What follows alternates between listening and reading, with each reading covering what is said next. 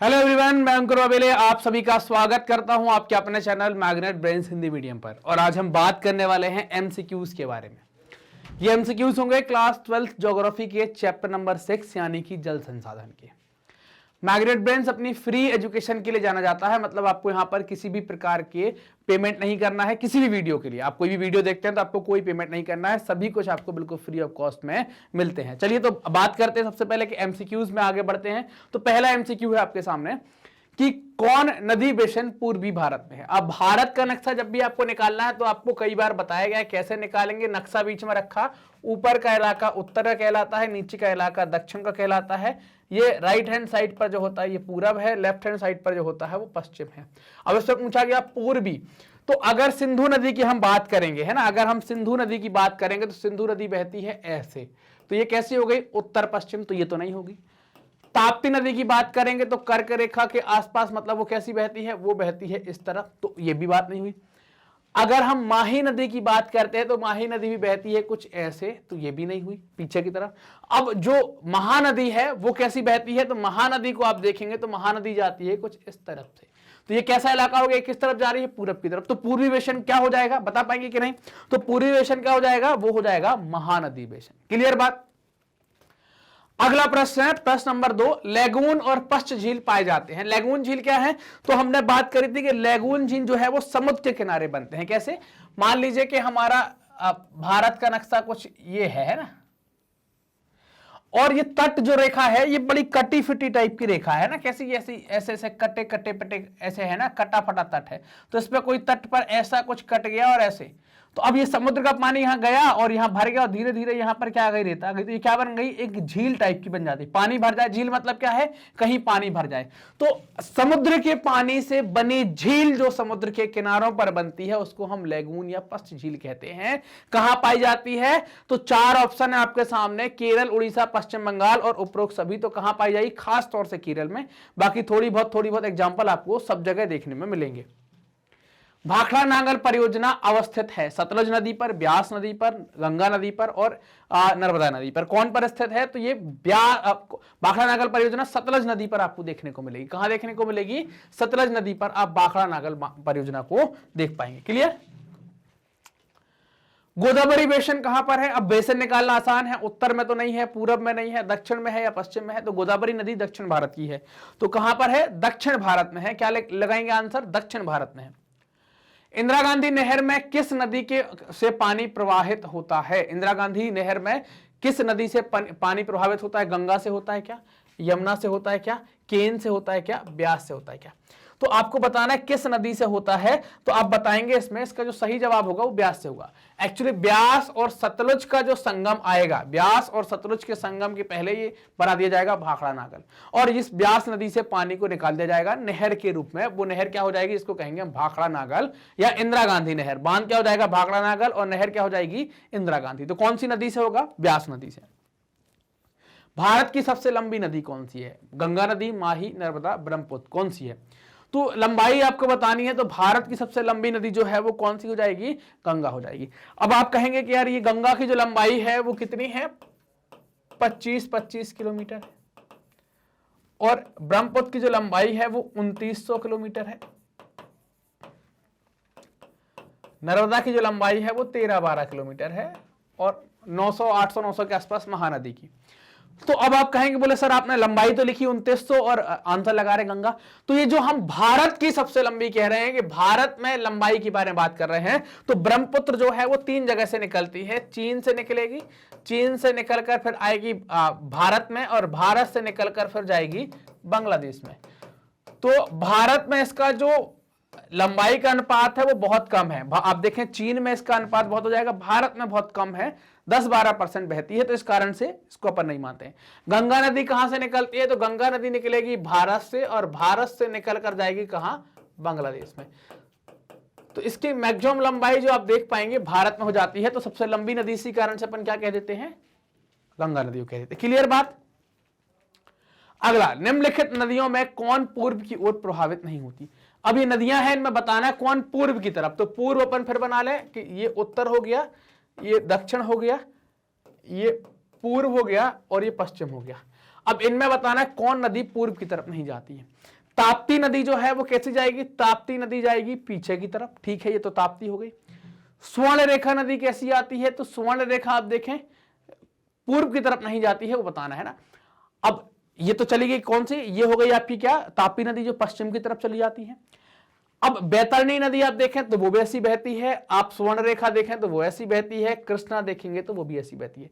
मतलब इन तीनों नदियों का जो डायरेक्शन देख पा रहे हैं वो पूर्व की तरफ है, जबकि ताप्ती नदी का डायरेक्शन आप देख पा रहे हैं कि पश्चिम की तरफ है ना। ये कहां जा रही है, ये पश्चिम की तरफ जा रही है, बाकी जबकि कहां जा रही है, पूर्व की तरफ जा रही है। तो कौन सी नदी हो जाएगी, तापी ऐसी नदी हो जाएगी जो पूर्व की तरफ नहीं बहती है।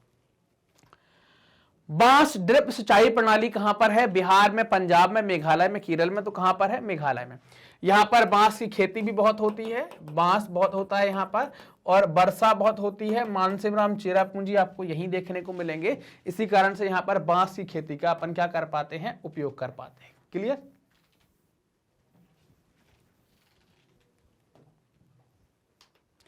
अगला है 11वीं पंचवर्षीय योजना की अवधि क्या है। 2005 से 2010, 7 से 12, 6 से 11 और 2009 से 13। तो क्या होगी यहां पर, तो ये अवधि है 7 से 12। कैसे निकालेंगे, पंचवर्षीय योजनाओं की अवधि निकालना है तो एक फॉर्मूला याद रखना है 322। 322 को याद रखेंगे। 322 में 3 का मतलब क्या है कि 3 लगातार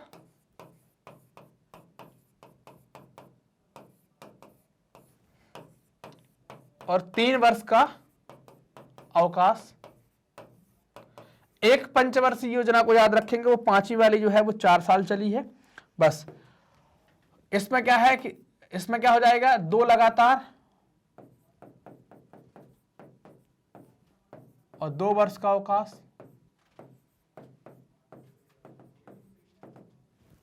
और इसका मतलब भी सेम हो जाएगा। फिर उसके बाद लगातार चली। तो आपको क्या रखना है, पहली कब से चली, तो 1951 से आप स्टार्ट कर देंगे, 51 से 56, फिर 1956 से कितना 61, फिर 1961 से कितना 66, 3 साल का गैप कर देंगे। 66 से 67, 67 से 68 और 68 से 69। फिर ये 3 साल का अवकाश के बाद फिर 2 लगातार चली, 2 साल का गैप, तो 69 से 1969 से 5 कितना होगा 74, और 1974 से 5 नहीं चलेगी, ये 4 साल चलेगी 78, फिर 2 साल का ब्रेक आ जाएगा। तो 78 से 79 ब्रेक हो गया, 79 से 80 ब्रेक हो गया, 2 साल का ब्रेक हो गया। फिर 2 लगातार चलेगी, मतलब 1980 से, है ना, 1980 से 85 आ गई और 1985 से 90 आ गई। फिर 2 साल का ब्रेक हो जाएगा, 90 से 91 का ब्रेक हो जाएगा, 91 से 92 का ब्रेक हो जाएगा। अब इनके बाद फिर बस लगातार चला देनी है। तो आप 5-5 साल, 12 तो चली हैं, तो कब खत्म हो जाएगी 12वीं, 2012 में आपको देखने को मिलेगी खत्म हो जाएगी 11वीं। और 12वीं कब खत्म हो जाएगी, ये 11वीं हो गई, 12वीं कब खत्म हो जाएगी, 12 से 17 तक चलेगी, तो ये 12वीं खत्म हो जाएगी। क्लियर। निम्नलिखित में से किस नदी की जल उपयोगिता सबसे अधिक है, कृष्णा, ब्रह्मपुत्र, गंगा, गोदावरी। किसकी उपयोगिता देखें, गंगा, क्योंकि ये लंबाई ज्यादा है, इसका अपवाह क्षेत्र भी ज्यादा है, अपवाह ज्यादा है, लंबाई भी ज्यादा है, इस कारण से इसकी उपयोगिता है वो भी ज्यादा है। लगभग पूरा उत्तर भारत कवर करती है ये। निम्नलिखित नदियों में किसमें सबसे अधिक पुनः पूर्ति योग्य भौम जल संसाधन है, गंगा में, सिंधु में, ब्रह्मपुत्र में, गोदावरी में। किसमें है, गंगा में ही है। प्रश्न नंबर 12, घन किलोमीटर में दी गई निम्नलिखित संख्याओं में से कौन सी संख्या भारत में कुल वार्षिक वर्षा दर्शाती है। 4 ऑप्शन है, 2000, 4000, 3000 और 5000। ये सब घन किलोमीटर में। तो क्या दिखाती है, 4000 घन किलोमीटर जो है वो वार्षिक वर्षा दर्शाती है। निम्नलिखित में से कौन सबसे छोटी है, Krishna basin, Godavari basin, Tapi basin और नर्मदा बेसिन। कौन छोटा है, तो तापी। कृष्णा का बड़ा है, गोदावरी का बड़ा है, नर्मदा का भी बड़ा है। नर्मदा की तुलना में तापी का छोटा है। सर्वाधिक क्षेत्र संचित होता है नहरों द्वारा, नलकूपों द्वारा, तालाबों द्वारा, या इनमें से कोई नहीं। तो किसके द्वारा, नलकूपों के द्वारा सर्वाधिक क्षेत्र संचित होता है। नलकूप में कुएं, ट्यूबवेल, है ना, बोरवेल, ये सबको शामिल हो जाते हैं। पश्चिम भारत की नदी बेसिन है। तो अब आप नदियां देखिए, माही नदी है ना, माही नदी, कावेरी, गंगा, माही और कावेरी, है ना, ये नदियां आप देख पा रहे होंगे। तो अगर आप देखें इसमें, तो हम देख रहे हैं कि माही नदी क्या हो गई, माही नदी तो आपको पीछे, पश्चिम भारत मतलब पीछे की तरफ जा रही है। गंगा क्या है, उत्तर में जाती है और पूरब की तरफ बहती है। कावेरी क्या है, पश्चिम से निकलती है, पूरब की तरफ बहती है, लेकिन दक्षिण भारत में है। तो पश्चिम भारत की नदी बेसिन क्या है, तो माही सही जवाब इसका हो जाएगा कि माही सही जवाब है। क्लियर। अगला प्रश्न, पृथ्वी पर जीवन का आधार क्या है? जल है, भोजन है, वस्त्र है, इनमें से कोई नहीं। तो अब जानते हैं कि जल ही जीवन है, तो जल जीवन का आधार हो जाएगा। अगला प्रश्न, उत्पादन अधिक होता है बंजर भूमि से, ऊसर भूमि से, उपजाऊ भूमि से, इनमें से कोई नहीं। तो किससे ज्यादा होगा? तो आप सही जवाब बताएंगे उपजाऊ भूमि। संभवतः मतलब स्वाभाविक सी बात है कि जहां उपजाऊ ज्यादा होगी भूमि, उसी से पैदावार ज्यादा होगी। भारत में कुल अपूर्णीय भौम जल क्षमता कितनी है?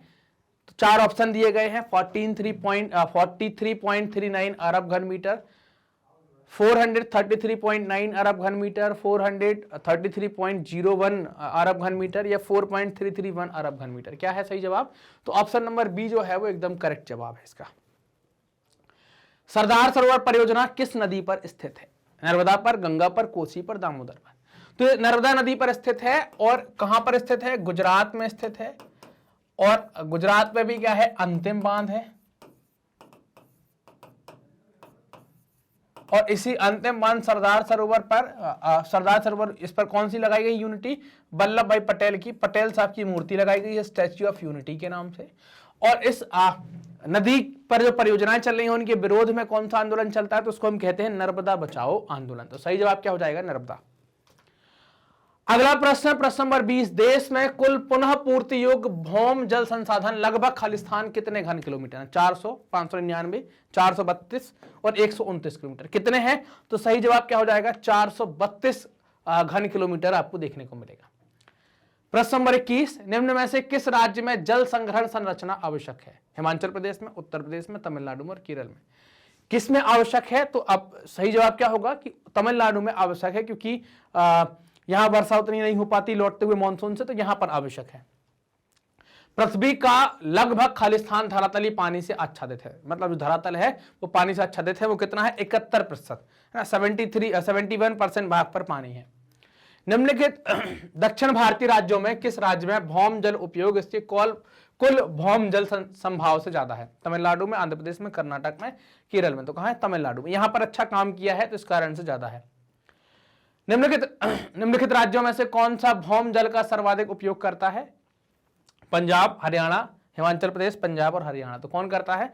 पंजाब और हरियाणा, ये सबसे ज्यादा भौम जल का उपयोग करते हैं। तो ये हमारे बहुविकल्पीय प्रश्न थे चैप्टर नंबर 6 के, जिनको हमने अभी कंप्लीट कर लिया। मैग्नेट ब्रेन्स अपनी हाई क्वालिटी एजुकेशन के लिए, साथ ही साथ निःशुल्क शिक्षा के लिए जाना जाता है।